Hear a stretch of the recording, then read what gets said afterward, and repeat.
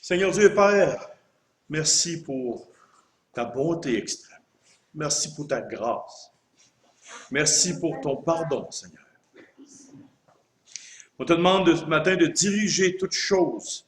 On te demande que les chants qui vont être amenés puissent toucher nos cœurs, puissent nous faire avancer dans la réflexion, dans ta parole, Seigneur. On te demande aussi, Père, une main particulière pour la prédication.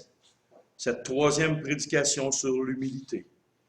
Fait qu'elle puisse travailler nos cœurs, labourer ce terrain, cette terre qui est nos cœurs, afin que nous puissions réaliser certaines choses, ou même tout ce qui va être dit, de pouvoir réaliser et de pouvoir comprendre, de pouvoir avancer, de pouvoir ressembler de plus en plus à ton Fils, le Seigneur Jésus. Et justement, Père, c'est au nom de ton Fils, le Seigneur, que nous te prions, nous te rendons gloire pour toutes ces choses. Amen. Ça, c'est... OK, nous sommes rendus à la troisième et dernière prédication sur l'humilité. C'est rare que je me rends sur le même sujet à trois prédications. Puis, comme je jasais avec mon genre d'hier, la plupart des films, ils s'arrêtent à une trilogie. Parce qu'au-delà de ça amène plus ce que ça devrait amener. Et j'ai déjà entendu un témoignage d'un chrétien qui me dit, nous, notre pasteur a prêché sur l'épître de Jacques. Combien y a-t-il de chapitres dans Jacques? 5. 3 ans de temps. Ah, il a brûlé son assemblée comme il faut. Puis à un moment donné, ça a commencé à... pour rester dans les choses normales de la chose. Alors, nous allons tourner dans Matthieu chapitre 11, versets 28 à 30, s'il vous plaît, pour commencer. Matthieu chapitre 11.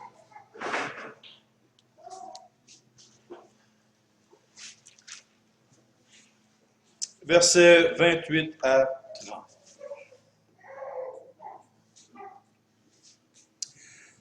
Venez à moi, vous tous qui êtes fatigués et chargés, je vous donnerai du repos.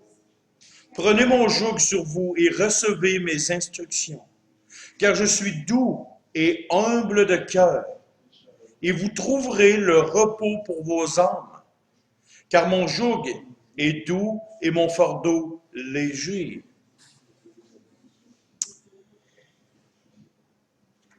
L'humilité, ça va être la dernière fois qu'on va en parler. L'humilité est une vertu qui n'est aujourd'hui à peu près plus enseignée et de moins en moins pratiquée dans le monde entier.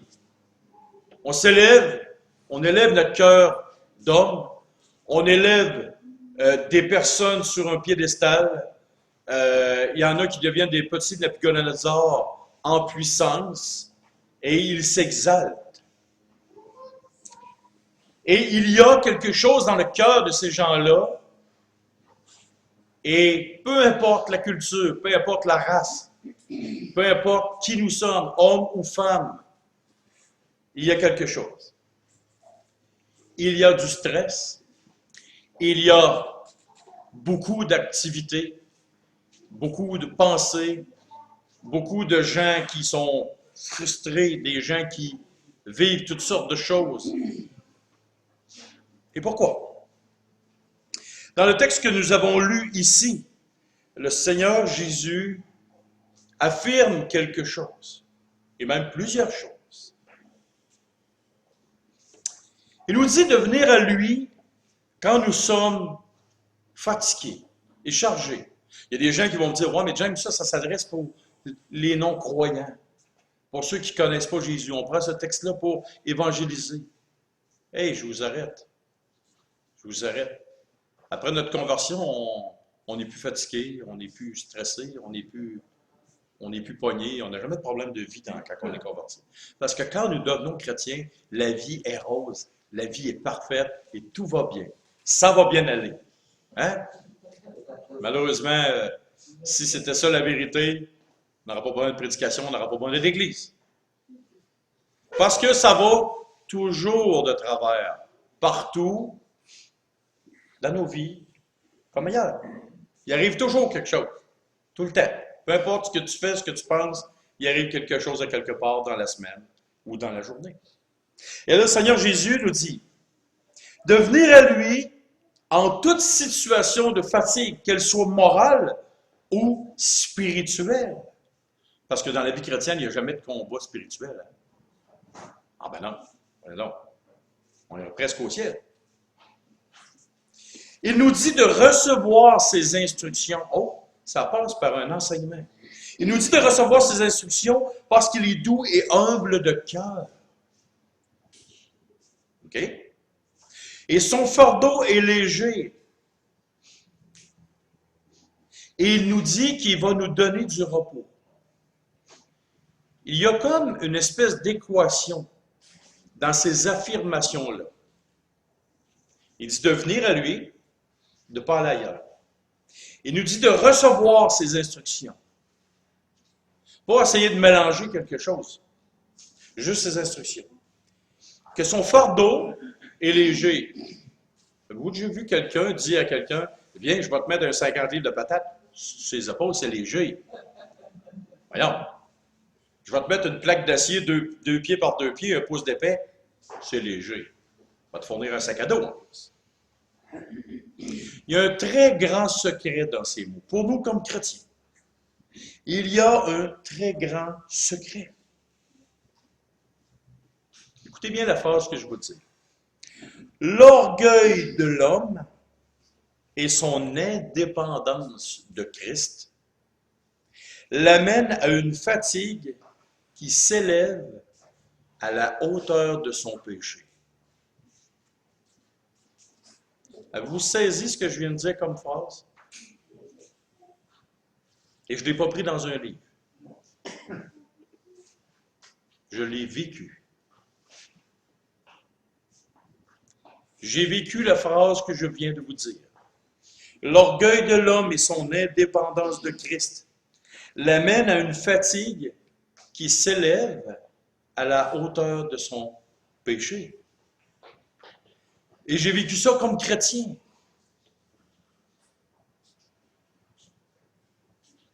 Parce que comme chrétien, j'ai été orgueilleux. Est-ce que vous êtes orgueilleux? Je ne veux pas de réponse. Plus que ton péché d'orgueil et d'indépendance de Christ, est-ce qu'on peut être indépendant de Christ, même comme enfant de Dieu? Oui. Est-ce que nous avons consulté Christ cette semaine pour ce que nous avions à faire? C'est de l'indépendance.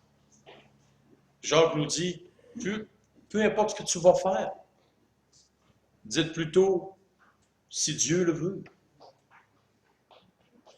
Tous les fois, c'est de l'indépendance de Christ.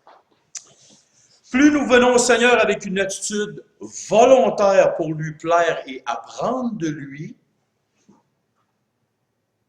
et plus nous apprendrons à ses pieds à être doux et humbles de cœur comme lui.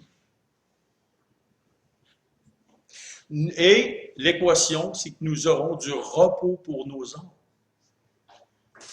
Plus tu t'approches de Christ, tu reçois ses instructions en permanence, constamment, du matin au soir, du soir au matin.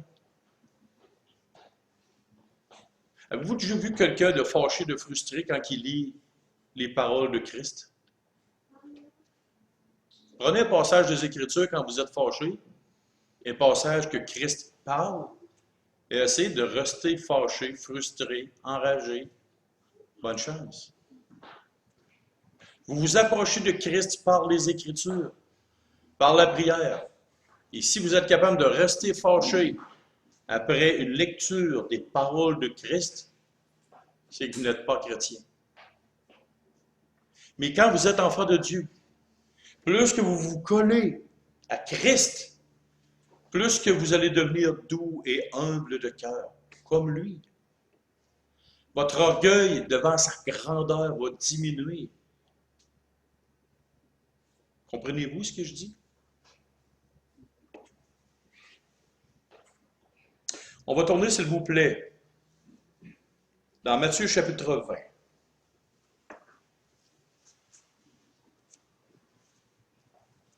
Matthieu chapitre 20, on va lire 3 passages. Matthieu chapitre 20, du verset 20 au verset 28.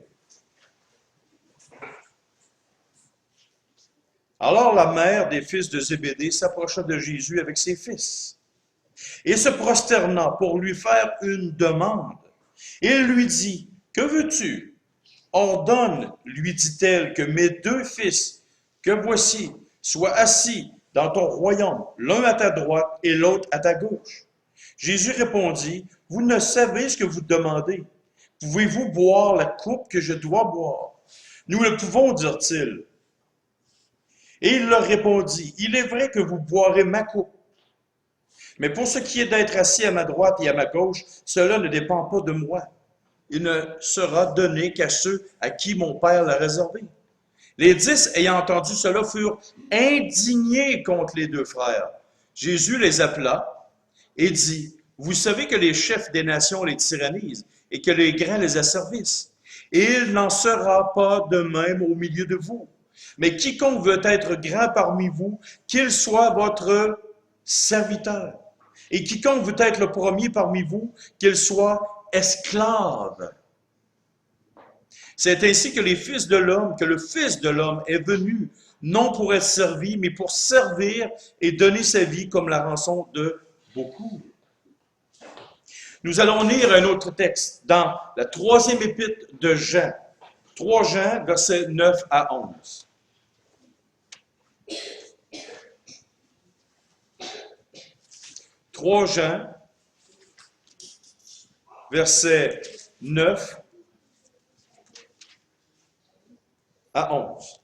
« J'ai écrit quelques mots à l'Église, mais Diotrephe, qui aime être le premier parmi eux, ne nous reçoit point. C'est pourquoi, si je vais, je rappellerai les actes qu'il commet en tenant contre nous des méchants propos. Non content de cela, il ne reçoit pas les frères et ceux qui voudraient le faire, il les empêche et les chasse de l'Église. Bien-aimés, n'imite pas le mal, mais le bien. Celui qui pratique le bien est de Dieu. Celui qui fait le mal n'a point vu Dieu. » Et un dernier texte, dans Luc chapitre 18, versets 9 à 14. Luc 18, versets 9 à 14. Il dit encore cette parabole en vue de certaines personnes se persuadant qu'elle était juste et ne faisant aucun cas des autres. Et là, je dis bien, se persuadant qu'il était juste, ne faisant aucun cas des autres. 2 hommes montèrent au temple pour prier. L'un était pharisien et l'autre publicain. Le pharisien debout priait ainsi en lui-même. « Ô Dieu, je te rends grâce de ce que je ne suis pas comme le reste des hommes, qui sont ravisseurs, injustes, adultères ou même comme ce publicain. Je jeûne 2 fois par semaine. Je donne la dîme de tous mes revenus. » Le publicain, se tenant à distance, n'osait même pas lever les yeux au ciel, mais il se frappait la poitrine en disant, « Ô Dieu, sois apaisant envers moi, qui suis un pécheur. Je vous le dis, celui-ci descendit dans sa maison justifié, plutôt que l'autre, car quiconque s'élève sera abaissé, et celui qui s'abaisse sera élevé. » De quoi parlons-nous ce matin? De l'humilité.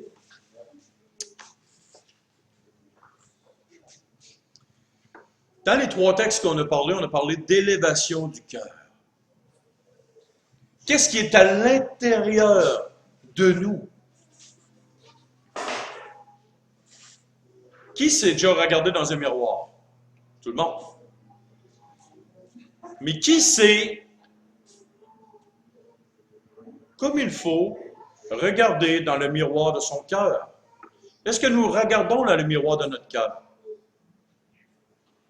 Qu'est-ce que le miroir de notre cœur reflète quand nous lisons la parole de Dieu? Est-ce que ça reflète l'élévation ou l'humilité? Si on veut être honnête, beaucoup de fois l'orgueil, l'élévation, et peu de fois l'humilité. Est-ce qu'on est d'accord pour être honnête jusqu'à ce point-là?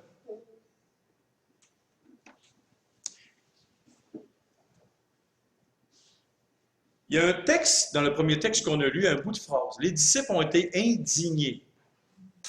Ils ont été indignés. La définition du mot indigné, c'est un sentiment de colère qui peut être mêlé de mépris, qui excite une injustice criante, une action mauvaise ou honteuse. Savez-vous pourquoi les disciples étaient indignés de la demande des deux frères? Je me suis posé la question et j'ai découvert la réponse.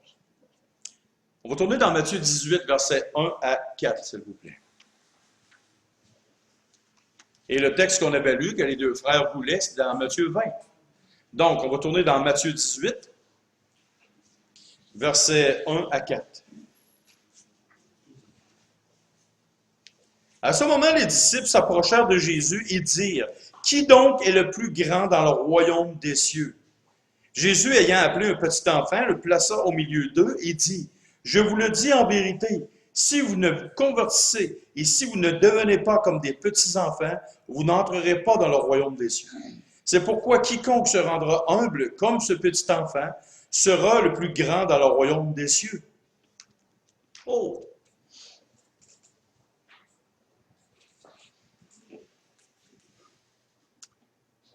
Qu'est-ce que les deux disciples ont demandé à Christ? Bien, premièrement, les autres disciples ont été fâchés après eux autres, qui ont été indignés, parce que ça faisait pas longtemps que Christ leur avait dit, il faut que tu sois comme un petit enfant, un cœur de petit enfant pour m'accepter, puis marcher à ma suite. Et là, les deux gars y arrivent, avec le maire, c'est ceux qui ont passé par le maire elle devait être gentil, elle dit, va nous demander au Seigneur si on peut être à ta droite, à ta gauche. Quelle paroles terribles qu'ils ont prononcées. Écoutez bien 30 secondes. Le Seigneur Jésus est la deuxième personne de la Trinité. On est d'accord? Qui présentement est assis à la droite et à la gauche de Christ? Dieu et le Saint-Esprit. Qu'est-ce que le diable a voulu faire au début? Oui, Dieu et le Saint-Esprit. Le diable dit, je vais élever mon trône, moi, au-dessus du trône de Dieu. Je vais être l'égal de Dieu. Et là, il a suggéré dans le cœur de ces deux personnes-là, on aimerait ça être à ta droite puis à ta gauche. Oh. Voyez-vous l'orgueil jusqu'où ça peut s'élever? Tu veux être à la droite et à la gauche de Christ? Hey, je peux prendre la place de mon Père et la place du Saint-Esprit. On a un super gros problème. Et là, Christ leur demande, pouvez-vous boire, parce que là, il dit deux termes. Il dit, pouvez-vous boire la coupe que je vais boire? Et là, il leur dit, vous allez pouvoir boire ma coupe. Oui, c'est vrai que vous allez boire ma coupe. Mais quelle est la différence entre la coupe que Christ devait prendre et ma coupe? Quand Christ était dans le jardin de Gethsémani, il a dit, Père, si cela est possible, que cette coupe s'éloigne de moi. Donc, pour être assis littéralement à la droite de Christ, il fallait que tu puisses faire exactement ce que Christ a réalisé. Il était impossible. Et là, les disciples, en bon être humain, ont dit, ben oui, on va pouvoir le faire. Tu vas pouvoir boire la même coupe que Christ a bu au jardin de Gethsémani à la croix. Wow! Ça, c'est de l'élévation. De la prétention. Sans savoir, c'est de la prétention ou de l'orgueil. Oh oui, pas de problème, Seigneur, on va t'organiser ça. Non, malheureusement. Mais Christ a dit, oui, vous allez pouvoir boire ma coupe. Le disciple n'est pas plus grand que le maître. Comme ils ont traité le maître, ils vont traiter le disciple. Ah, vous allez passer au bat. Vous allez y goûter. Cassez-vous pas la tête. Donc, Christ, littéralement, est en train de remettre, mais avec une douceur et une impeccabilité, de remettre les deux disciples à leur place. De dire, hey, oui, tu vas boire une coupe, mais ce ne sera pas la coupe que je dois boire. Mais tu vas boire ma coupe de souffrance. Qu'est-ce que j'ai vécu sur terre, tu vas le vivre aussi. Mais par ça, par la souffrance, tu vas apprendre l'humilité. Et dites-vous une chose, après que ces deux hommes-là et que tous les disciples ont reçu le Saint-Esprit, oh, le langage change. La vie change, la vision change. Il y a une grande vérité à retenir. Et je vous la lis. Apprendre à servir nous apprend l'humilité et transforme nos cœurs de plus en plus comme celui du Seigneur et touche particulièrement le cœur de Dieu de façon positive. Vouloir servir, vouloir être servi et être le premier nous enfonce dans le mal et l'orgueil et nous apporte le mépris des autres qui nous entourent. Vous savez, quand tu as des gens qui travaillent avec toi, ou même peut-être que vous êtes orgueilleux. Et ça m'est arrivé. À un moment donné, je me suis rendu compte dans ma propre vie, comme des gens se rendent compte dans leur propre vie, qu'au lieu d'être des personnes qui sont des aimants, sont des répulsifs. Qui a envie de flatter une moufette? Une moufette arrive, oh, mais donc tu belle. Ah, c'est vrai qu'elle est belle, mais à 1 kilomètre plus loin. Est-ce que nous sommes des moufettes? Ou est-ce que nous sommes des gens qui attirent les autres personnes? Est-ce que notre présence, nos paroles, est-ce que ça porte les gens à s'enfuir ou est-ce que ça porte les gens à venir nous voir? Parce que tout ce qui est à l'extérieur démontre ce qui est à l'intérieur. Et je ne vous dis pas d'être parfait. C'est impossible d'être parfait. Mais est-ce que vous allez faire des erreurs? Oui, vous allez faire des erreurs. Nous allons faire des erreurs. Nous faisons des erreurs. Mais en généralité, est-ce que les gens nous fuient ou est-ce que les gens sont attirés à venir? Et il y a des chrétiens qui, malheureusement, sont des moufettes, sont des répulsifs. On n'aime pas être dans leur présence.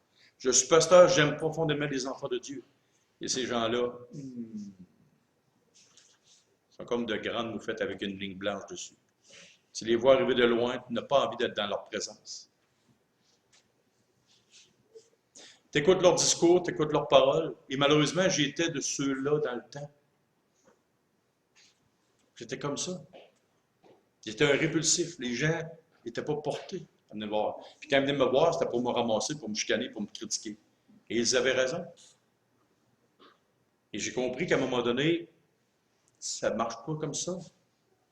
Il y avait quelque chose dans mon cœur qui ne fonctionnait pas. Et c'était l'orgueil. Et j'ai commencé à m'humilier. J'ai commencé à écraser devant le Seigneur. Le Seigneur m'a aidé aussi. Là. Il s'est organisé pour me faire une couple d'opérations. Il m'est arrivé plusieurs choses dans ma vie qui a fait moi te serrer à vis parce que c'est pas là que je veux que tu sois, dans ton cœur, dans ta vie.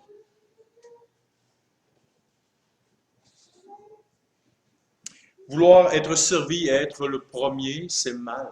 C'est pas bien. Est-ce qu'on peut être un petit roi dans son royaume familial? Que notre femme est obligée à nous? Est-ce que nos enfants sont obligés à nous? Est-ce que nos maris se courbent, se plient devant nous parce que nous sommes des mini-dictatrices? Des petites reines au foyer qui fait que les hommes perdent leur place, leur dignité? Si le Seigneur a été cru avec moi, je peux être cru avec vous aussi. Parce que des fois, on n'aime pas entendre trop la vérité. Est-ce que nos maris ou nos femmes perdent leur dignité dans leur foyer? Est-ce que nos enfants sont écrasés par notre dictature? Parce que nous sommes bien portants et orgueilleux. Elle est là la grande question. Est-ce que nos collègues de travail vivent très mal notre présence? Est-ce que tout le monde se sent en vacances quand nous ne sommes pas là, même quand ils sont au travail? Est-ce que les gens, quand nous prenons une semaine de vacances à travail, est-ce que les gens ils se disent « Oh, on est en vacances, mais pourtant ils travaillent tous. »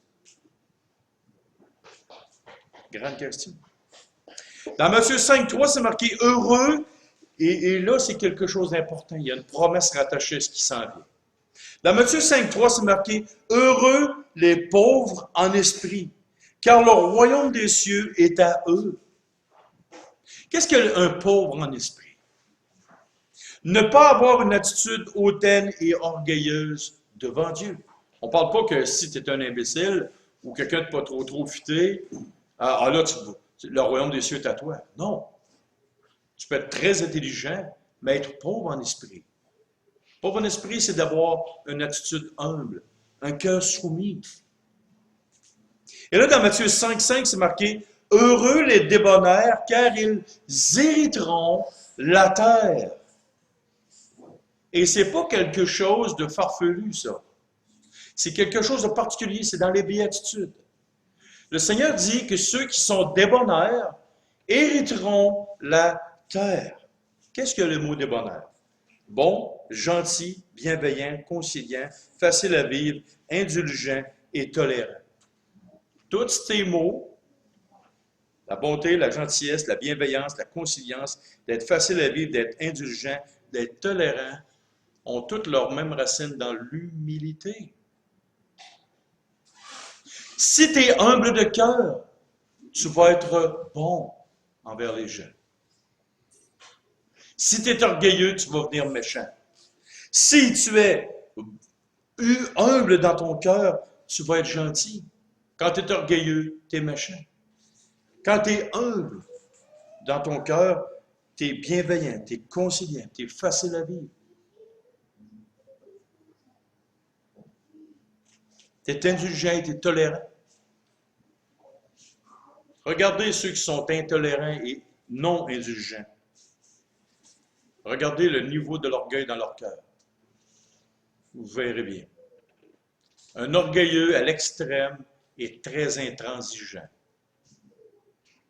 Plus vous avez ces qualités-là dans votre cœur, plus vous êtes débonnaire, plus vous êtes humble.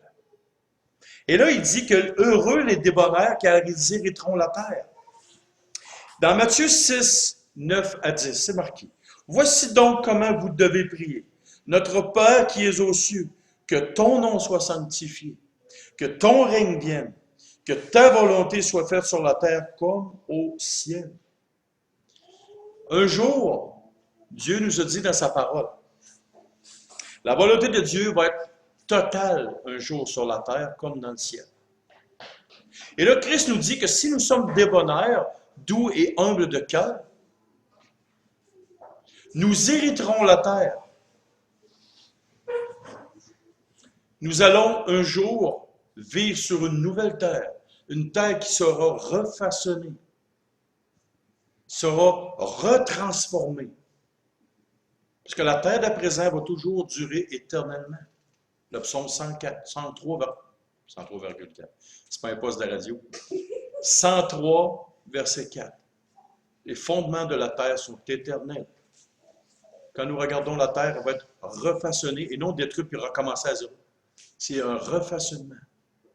Et là, un jour, Christ dit que ceux qui sont doux et humbles de cœur vont hériter la terre avec toutes les bénédictions qu'il va y avoir. Mais ceux qui auront été orgueilleux, rien. Donc, c'est à prendre en considération. Prendre ça en considération. Maintenant, j'aimerais vous parler de l'humilité dans notre vie journalière. Notre vie commune avec les gens qui nous entourent. Si je dirais aux gens, avez-vous une vie commune avec les gens? La plupart du temps, à moins qu'un ermite sorte du bois dans une cabane, ça fait 175 ans qu'il n'a pas vu personne, ben, c'est impossible. On a une vie journalière. Même monsieur et madame Lacasse qui restent là, à Saint-Philémon, dans une maison, dans le bois, ben, ils fréquentent des gens. Monsieur et madame Lacasse, est-ce que vous fréquentez des gens? Fréquentez-vous des gens? Ah, ils fréquentent des gens. De temps à autre, ils fréquentent des gens. Si vous voulez fréquenter des gens, là, il y a des manifestations à Montréal, c'est extraordinaire. Il y a plein de monde là-bas. Alors, dans notre vie journalière, J'aimerais qu'on tourne, s'il vous plaît, dans 1 Jean chapitre 4, versets 20 à 21.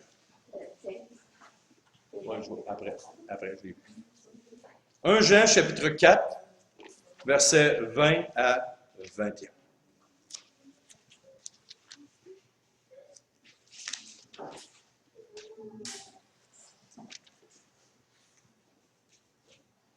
Mais Jean 3,16, on connaît Jean 3,16, car Dieu a tant aimé le monde qu'il a donné son Fils unique, afin que quiconque croit en lui ne périsse point, mais qu'il ait la vie éternelle. Donc, Christ est mort pour le monde entier, sans exception, et non juste pour les élus. Dieu a aimé le monde entier, et non juste les élus. Il aime tout le monde, sans exception. Et 1 Jean, chapitre 4, versets 20 et 21 nous dit, « Si quelqu'un dit « J'aime Dieu » et qu'il haïsse son frère, c'est un menteur, car celui qui n'aime pas son frère, qu'il voit, comment peut-il aimer Dieu qu'il ne voit pas? Et nous avons de lui ce commandement, que celui qui aime Dieu aime aussi son frère. » Et dans 1 Jean chapitre 3, versets 16 à 18, un petit peu avant, 1 Jean chapitre 3, versets 16 à 18, nous avons connu l'amour en ce qu'il a donné sa vie pour nous. Nous aussi, nous devons donner notre vie pour les frères. Si quelqu'un possède les biens du monde et que, voyant son frère dans le besoin, il lui ferme ses entrailles, comment l'amour de Dieu demeure-t-il en lui? Petits enfants, n'aimons pas en parole et avec la langue, mais en action et en vérité.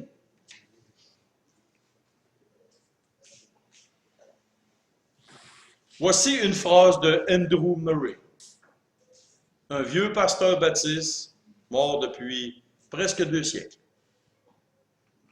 Et il dit ceci, « C'est une pensée solennelle de savoir que notre amour pour Dieu sera mesuré à l'amour que nous portons aux gens qui nous entourent.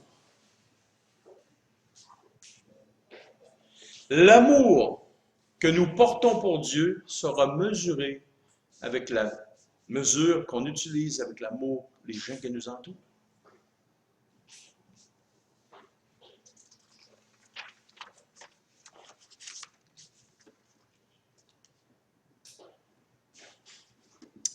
C'est facile, quand nous prions devant Dieu, de penser que nous sommes humbles de cœur, que nous nous humilions.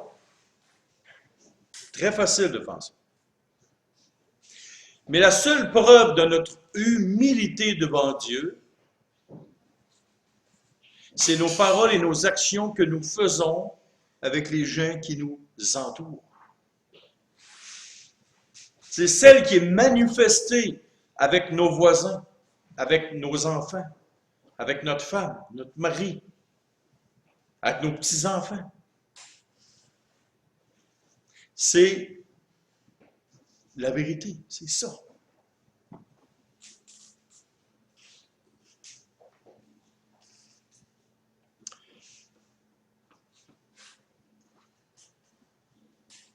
Nous avons tous des barèmes dans la vie.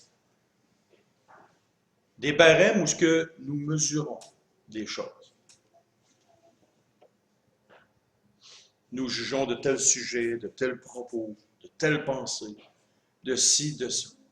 Mais est-ce qu'on s'examine nous-mêmes? Laissez faire les autres, là. Je ne vais pas me comparer avec Steve, ou avec Gilbert, ou avec M. Cahouette, peu importe. On n'a pas à se mesurer les uns les autres. Mais quand on fait une introspection, quand on se regarde, nos attitudes que nous avons avec les gens, notre façon d'agir, et ce qui ressort le plus, c'est quand nous sommes frustrés, en colère et fâchés. Que disons-nous? Quelles sont nos actions? Quelles sont nos réactions? Quand ça ne marche pas comme on voudrait que ça marche. Et sérieusement, y a-t-il souvent quelque chose qui marche comme on voudrait que ça marche? Ça n'arrive pas souvent. Donc, on a beaucoup de réactions qui sont On a une expression qui dit péter les plombs. Mais devant les situations dans lesquelles on vit, c'est là que se révèle notre humilité. Avec les gens qui nous entourent, comment allons-nous réagir dans telle et telle situation? L'humilité devrait être un objectif de vie, de toujours constamment s'évaluer. De toujours constamment s'évaluer. Ça ne devrait pas être juste devant le monde de l'Assemblée, ça ne devrait pas être juste en privé avec Dieu, mais toujours devant, pas toujours devant, mais toujours s'évaluer par rapport à Christ. Christ était comme ça, donc on devrait s'évaluer par rapport à Christ. Voici 3 groupes de versets que j'aimerais vous lire. Je vous exhorte donc, moi, le prisonnier dans le Seigneur, à marcher d'une manière digne de la vocation qui vous a été adressée, en toute humilité et douceur, avec patience, vous supportant les uns les autres avec amour. Éphésiens 4, 1 et 2. Nous supportons les uns les autres avec amour, mais en marchant dans l'humilité.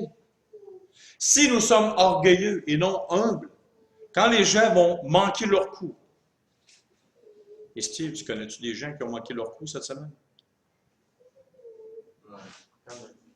Il dit oui, quand même. Ah, je poserai la même question avec n'importe qui. Est-ce que quelqu'un, moi particulièrement dans mon travail, je suis inspecteur émotionnel, à tous les jours, je vois des gens manquer leur coup. À toutes les heures, je dis à quelqu'un, t'as la faute. Ah, faut que tu corriges ça. Ouais, ça, fais attention à ça. Oublie pas, t'as la faute. Oublie pas de mettre la broche sur les bords. Ah, je suis vraiment tanné de faire ça, par exemple, là. Tout le temps à dire au monde, mais c'est ma job, c'est plus qu'on fasse. Avec douceur et amour quand les gens manquent leur coup. Mesdames, quand votre mari manque son coup, est-ce que vous agissez avec douceur et amour? Ouais, mais ça fait 50 fois que j'ai dit de ramasser ses affaires. Ça fait 1 million de fois que j'ai dit en tant d'années de mariage que telle affaire. Quand je regarde, c'est marqué « Je vous exhorte donc, moi, le prisonnier dans le Seigneur, à marcher de manière digne de la vocation qui vous a été adressée, en toute humilité et douceur, avec patience, vous supportant les uns les autres avec amour. » Il n'y a pas de date, il n'y a pas de temps, il n'y a pas de prescription. Et mesdames, je vous annonce une chose. Pour moi, ça, vous ne le savez pas. Votre mari va toujours faire des erreurs, jusqu'à sa mort. Et même après sa mort, peut-être qu'il y aurait des détails qu'il n'aura pas pensé, puis qu'il va vous mettre dans le trouble. Marie, est-ce que nous sommes trop exigeants envers nos femmes?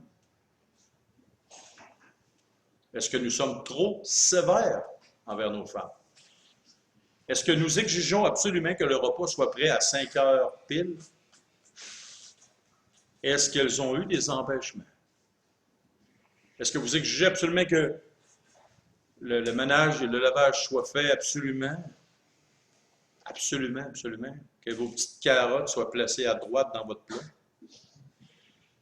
Est-ce que vous exigez des affaires surhumaines de votre femme? Messieurs, reprenez-vous. Soyez doux, conciliants, humbles. Aimeriez-vous que le Seigneur soit aussi exigeant que vous l'êtes envers votre femme? Grande question. Chez nous, à la maison, je ne me suis jamais permis de chialer une fois sur le repas que ma femme a fait. Et j'ai 2 raisons. 2 raisons. La première, c'est parce que c'est pas moi qui le fais. Je serais bien embêté de chialer. Et la deuxième, ça pourrait être pire ailleurs. Ça pourrait être vraiment pire ailleurs. Ma femme fait très bien à manger, mais ça pourrait être vraiment pire ailleurs. Puis admettons qu'elle manque son coup.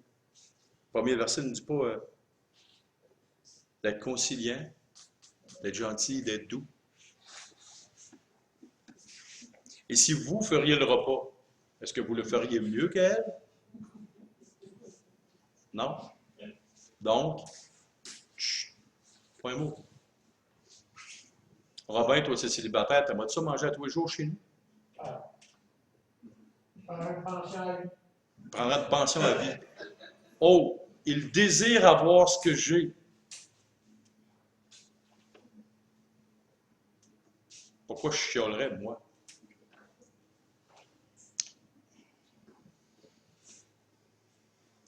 Il y a un texte particulier dans la parole de Dieu.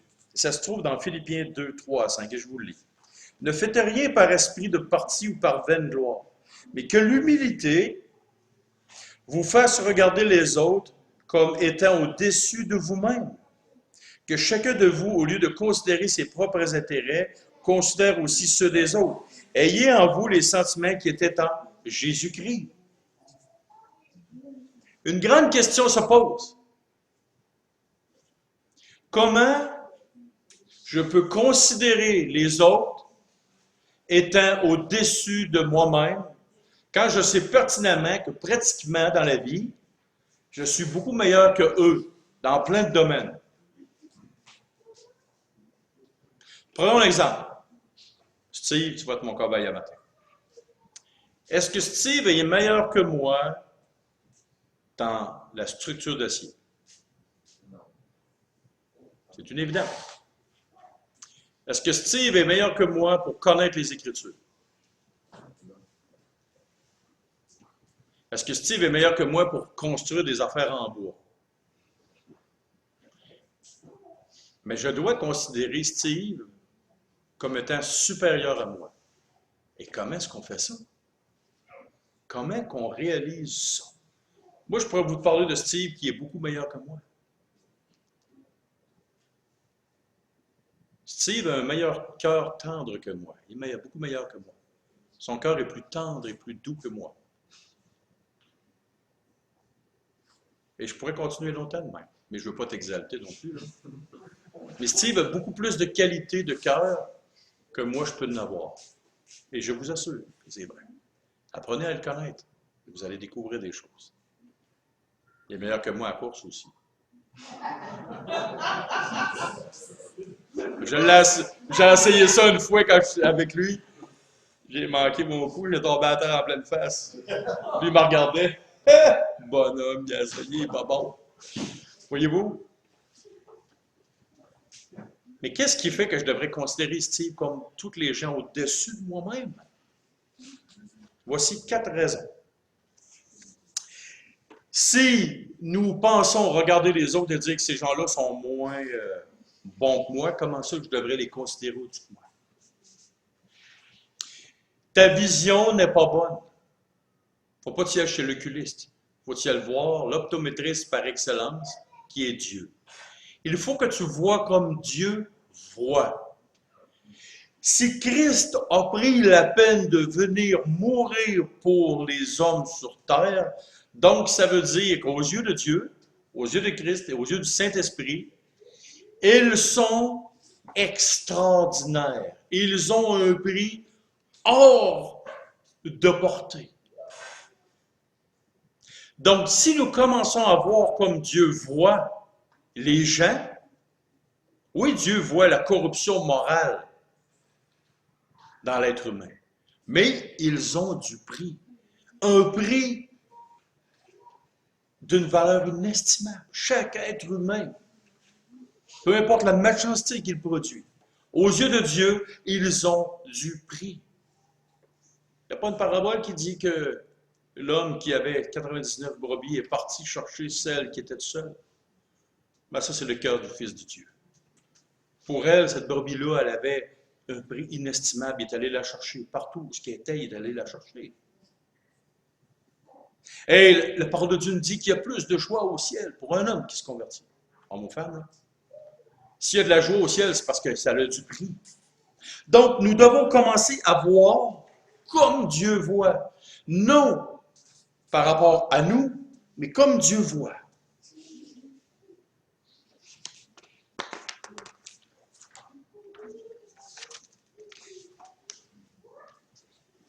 Notre échelle d'évaluation, si nous comparons les uns les autres, puis que nous disons comme moi je suis meilleur qu'eux, notre échelle d'évaluation, elle est charnelle et non spirituelle. Quand tu dis « je suis meilleur que lui dans la charpente d'acier », tantôt c'est un exemple. C'est de l'orgueil. C'est de l'orgueil. Ah, je connais plus les Écritures que lui. C'est de l'orgueil. Quand le mot « je », le pronom, c'est un pronom quoi ça, je ne me souviens plus.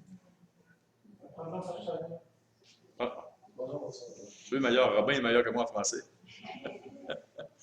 Un pronom personnel, « je » en avant d'une action, tout de suite important, tu viens de déterminer que tu es orgueilleux. Je suis. Ben, je mange. Non, ça c'est. Mais mettons en avant d'une qualité et non d'un verbe. Et non d'un verbe. En avant d'une qualité. Je suis beau. Je suis grand. Je suis, puis je suis. Puis là, tu t'exaltes, puis tu t'envoles au ciel. Notre échelle d'évaluation, elle est faussée, elle est charnelle. Elle n'est pas selon Dieu.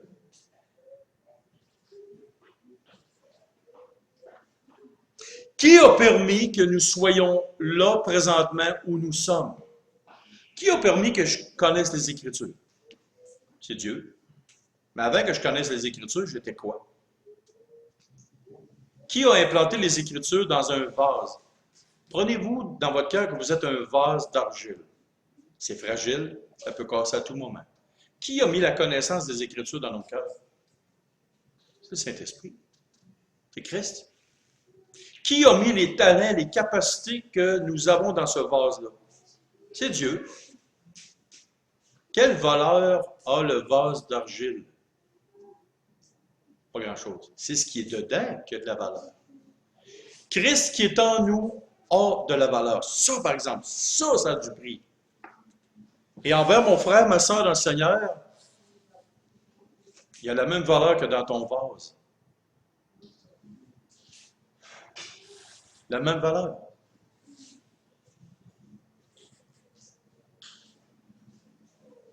En réalité, quand on regarde la corruption totale de l'homme par le péché, nous sommes tous égaux, mais avec des dons que Dieu a donnés, des capacités, des façons d'être que Dieu nous a données. Il faut arrêter de se comparer aux autres, parce que ça, ce n'est pas de l'humilité, c'est de l'orgueil. Moi, je suis meilleur que lui, moi, je suis plus beau que lui. Ah, moi, moi, ça. On peut passer notre temps à se pavaner et à se vanter. Mais si on commence à se comparer à Christ, qu'on laisse faire les autres, Christ n'a pas dit non plus, regarde la poutre qui est dans ton œil, après tu vas savoir pour le brin de l'œil. Mais arrête à la moitié du verset et prends juste, regarde la poutre qui est dans mon œil. Moi, mon ami qui est renfoncé très, très loin de la poutre. Tu vas avoir d'ouvrage pour le sortir de là. Sortons le bio, là. Imaginez-vous un poteau de téléphone rentrer dans mon œil. Qui ressort par les pieds. On va être poli. Qui ressort par les pieds. Puis là, il faut vous la sortir par l'œil. Vous allez avoir du chemin à faire, puis pas à peu près. Pour vous, vous avez l'air d'un bâton de popsicle. Voyez-vous, le travail qui doit se faire dans nos vies, dans nos cœurs, est amplement suffisant. Nous avons en masse de jobs à faire, de travail à faire, à regarder dans nos propres vies, à travailler sur l'humilité qui est en nous, pour qu'elle grandisse de plus en plus, que de commencer à analyser la vie des gens. Aussi, une personne qui a de l'humilité dans son cœur considère les inconvertis avec la possibilité qu'ils soient de futurs fils et filles du roi des rois. Donc, quand vous avez des collègues de travail, regardez-les comme s'ils étaient de futurs enfants de Dieu, avec l'espérance que ces gens-là, comme vos frères et sœurs en Christ, deviennent des joyaux précieux aux yeux de Dieu. Et si chaque homme et femme, jeune et moins jeune, qui appartient à Christ, sont des joyaux, tu devrais trouver ça extraordinaire. Tu devrais voir dans la vie de ton frère, de ta sœur dans le Seigneur, quelque chose d'extraordinaire. Parce que aux yeux de Dieu, chaque enfant de Dieu est une pierre qui appartient au temple. Hey, qui prendrait le temple de Dieu avec une maillotche, là, une masse, puis fait un grand coup sur une pierre? Est-ce qu'on fesserait sur le temple de Dieu avec un pic puis une pelle, puis ah ouais, on casse les pierres? Savons-nous que quand nous écrasons un enfant de Dieu, nous prenons un pic puis une pierre, un pic, puis nous scrapons, nous brisons une pierre du temple? Parce que nous sommes le temple du Saint-Esprit. Chaque pierre, chaque être humain est une pierre vivante. Donc, le temple de Dieu, quand nous regardons la splendeur dans le livre d'Ézéchiel, quand nous regardons la splendeur dans le livre d'Apocalypse, ben dites-vous une chose, c'est que chaque personne qui compose le corps de Christ est une pierre incroyablement précieuse, un joyau. Donc, voici une des raisons pourquoi considérer les gens au-dessus de nous. Et si dans le ministère, vous voulez avoir un impact, si dans votre vie autour de vous, considérez les gens, qu'elles soient convertis ou pas, considérez les gens malgré même s'ils sont méchants. Considérez toujours les gens comme étant de précieux trésors aux yeux de Dieu. Regardez-les comme ça. Et à ce moment-là, votre humilité va s'agrandir, votre orgueil va s'écraser et vous deviendrez attractif. Votre mari ou votre femme vous énerve, regardez-les comme un joyau, une pierre précieuse aux yeux de Dieu. Votre maman vous énerve parce que là, elle ambitionne. Elle vous dit de faire votre charme. Elle vous dit de vous ramasser. Considérez-les comme une pierre précieuse du temple de Dieu.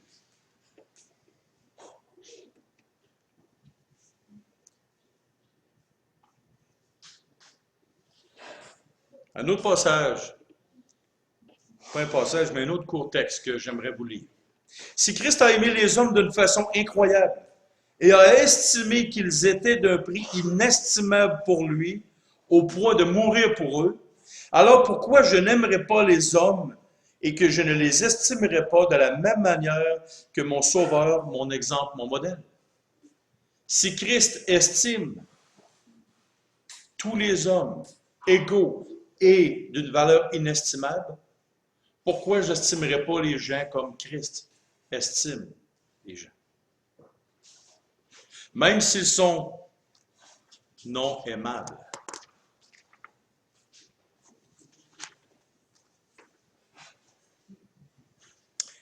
En terminant, il y a une expression qui dit ceci. Dis-moi avec qui tu te tiens et je te dirai ce que tu deviendras. Écoutez bien les passages. Proverbe 15, 25. L'Éternel renverse la maison des orgueilleux, mais il affermit les bornes de l'aveugle. Proverbe 16, 19. Mieux vaut être humble avec les hommes que de partager le butin avec les orgueilleux. Proverbe 29, 23. L'orgueil d'un homme l'abaisse, mais celui qui est humble d'esprit obtient la gloire.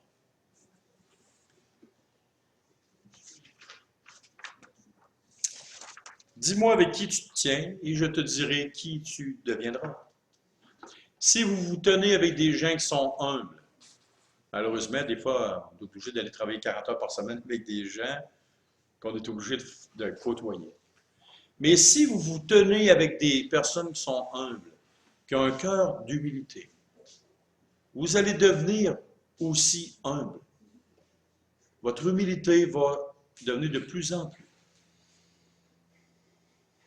Ça, c'est vrai. Mais pas à 100%. Mais avec qui se tenir pour devenir de plus en plus humble? Dis-moi avec qui tu te tiens, je te dirai qui tu deviendras. Est-ce que ça vous tenterait d'essayer de vous tenir avec Jésus? Tout le temps. En permanence. plus vous vous tenez proche de Christ au travers des Écritures et dans la prière, plus vous allez devenir comme lui. Faites le test cette semaine. Ne lisez pas la Bible. Ne lisez pas la Bible cette semaine. Et à la fin de chaque journée, faites la rétrospective de votre journée. Ce que vous avez pensé, ce que vous avez dit, quelle a été votre réaction. Écrivez ça sur une petite feuille. Lundi, quelle réaction? La semaine d'après, faites l'autre test. Lisez les Écritures 3 fois dans la journée. Le matin, sur l'heure du midi et le soir. Faites la rétrospective de votre journée ensuite. Écrivez quelles ont été vos paroles, vos pensées. Et vous n'êtes pas obligé de dire ça à tout le monde. Faites le test. Ensuite, prenez les 2 feuilles, collez-les. Dis-moi avec qui tu te tiens et je te dirai qui tu deviendras. Prions. Seigneur Dieu et Père, nous te demandons d'être travaillé par toi, Seigneur. Nous te demandons, Père, de pouvoir de plus en plus ressembler à ton Fils, d'être transformé de gloire en gloire. Nous te demandons, Père, que cet orgueil qui est en nous puisse mourir, puisse s'effacer. Donne-nous de voir une victoire dans nos vies, Seigneur, afin qu'on puisse t'honorer, te glorifier. Et si nous voulons être honnêtes envers toi, Père, nous sommes obligés de te demander pardon pour notre orgueil, notre manque d'humilité. Travaille nos vies, Seigneur. Travaille notre façon de voir les choses. Et c'est au nom de ton Fils, le Seigneur Jésus, qu'on te prie. Amen.